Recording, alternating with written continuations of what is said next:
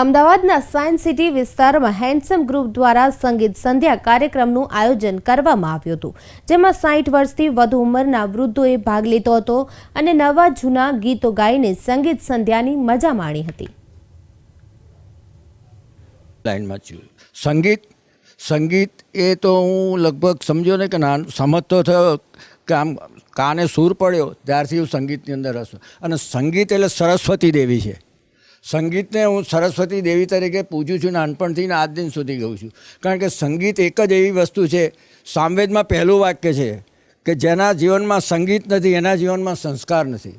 એટલે સંગીત એ એવી વસ્તુ છે કે જે અને જીવનમાં જ્યારે જીવન છે, તકલીફો તો આવતી હોય, મુશ્કેલીઓ આવતી હોય, ઘણા આપણને ના ગમતા પ્રસંગો બનતા હોય, પણ એ વખતે જો સંગીત આપણા જીવનમાં હોય તો એ સંગીત છે આપણને એટલું બધું રિલેક્સ કરે છે, એટલું બધું આપણને ઇન્સ્પિરેશન કરે છે ને એટલું બધું આપણને મગજમાં એટલું બધું એની જે મજા આવે છે કે એની કોઈ વાત જ ના કરો. એટલા વર્ષોથી અમે રેગ્યુલર પ્રેક્ટિસ કરીએ છીએ. એવું નથી કે ચલો એક અઠવાડિયું કે 10 દિવસ પછી અમે ના મળ્યા એવું નહીં. We do regular practice every time.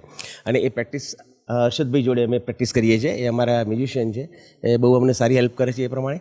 અને બીજા જે અમારા જે 5 મેમ્બર છે બધા ઓલમોસ્ટ દે આર અરાઉન્ડ 70. અમે 70 છે, બાકી 87. દાદાની ઉંમર 87 છે. જે બી મહેતા સાહેબ 79 છે.